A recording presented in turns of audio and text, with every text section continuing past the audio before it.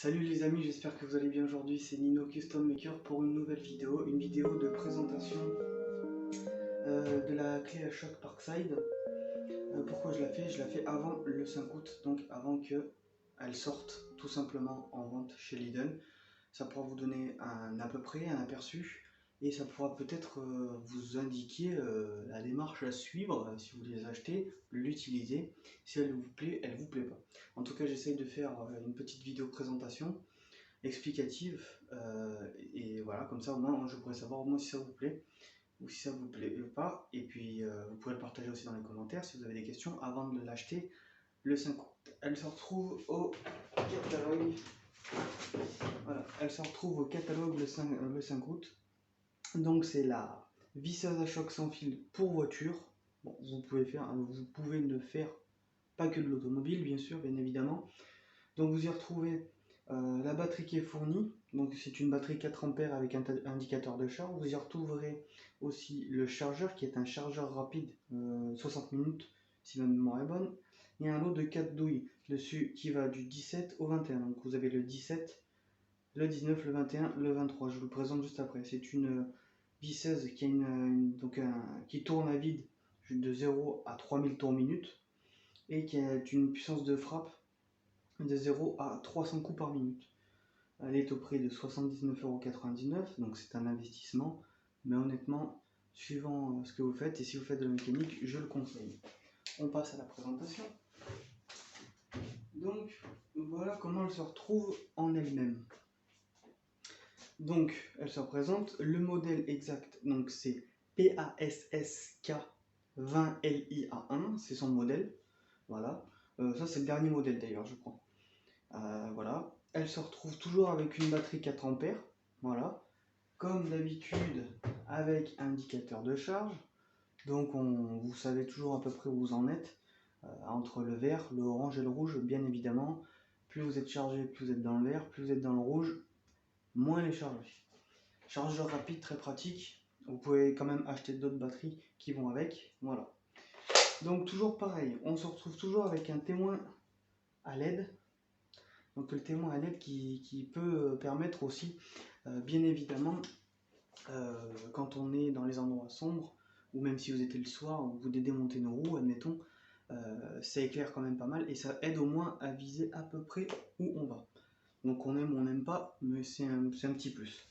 Vous avez toujours l'indicateur, qu'on retrouve ici, l'indicateur, plutôt le sélecteur.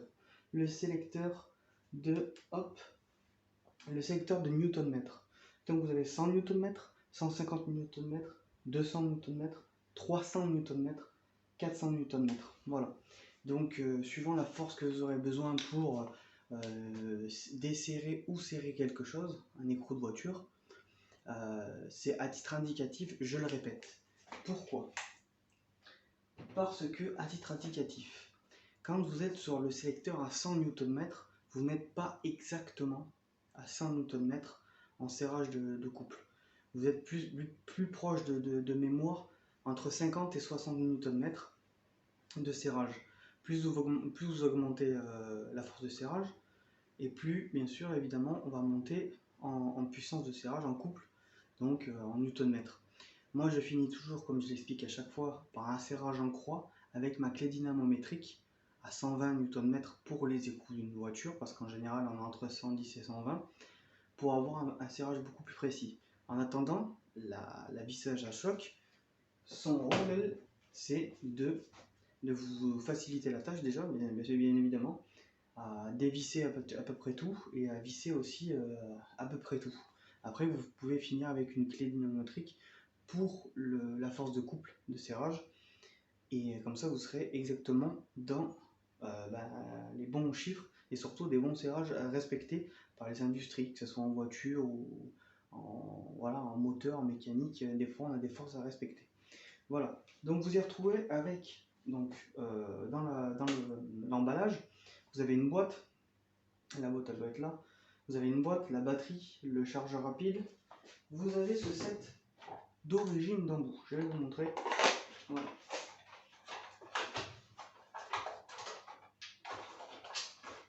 Voilà les embouts du 17 au 21 ou non au 23, excusez-moi. Donc ils vraiment, ils pèsent leur poids, hein. Donc c'est en acier. C'est du chrome vanadium, hein. Attention, c'est quand même du chrome vanadium, hein. C'est pas parce qu'ils sont pas en noir que c'est pas chrome vanadium, c'est du chrome vanadium. Chrome vanadium, c'est quoi? C'est un gage de qualité. C'est une qualité d'acier, donc qui est plus ou moins résistant, et là du coup c'est résistant.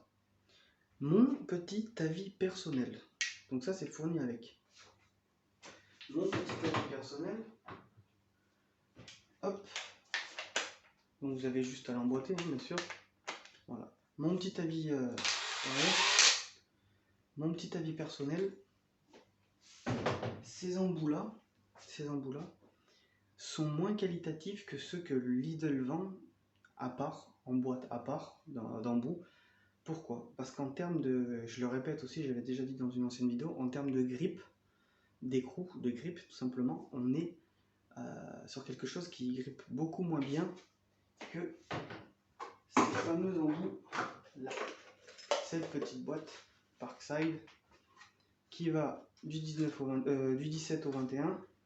Voilà. Alors là par contre on est sur une qualité vraiment un grip supérieur et une qualité supérieure.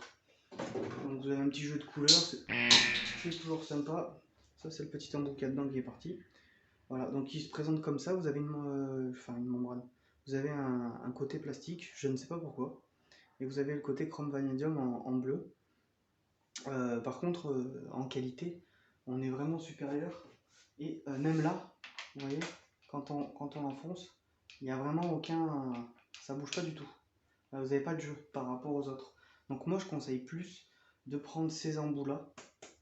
Il vaut mieux investir avec des bons embouts pour avoir un meilleur grip, donc du coup, une meilleure force de serrage ou de desserrage. Vous gagnez en newton. Pas grand-chose, mais vous gagnez en newton. Toujours pareil, si vous voulez des détails sur ces douilles ou sur la clé à choc Parkside, vous pouvez aller sur Brico Vidéo. Quelqu'un qui explique qui a déjà fait ce type de vidéo, et pas qu'une fois d'ailleurs, qui explique très bien les détails, voire plus que moi, c'est-à-dire il teste les couples de serrage, il teste la machine, il teste la longévité de la batterie, c'est-à-dire au moins de sa durée d'utilisation, et vous en explique un peu plus. Si jamais vous voulez plus de détails, c'est toujours possible de vous renvoyer vers cet ami Brico Vidéo. Moi, je vous fais une présentation simple et rapide pour vous dire que le 5 août, vous l'aurez en vente dans votre supermarché Lidl.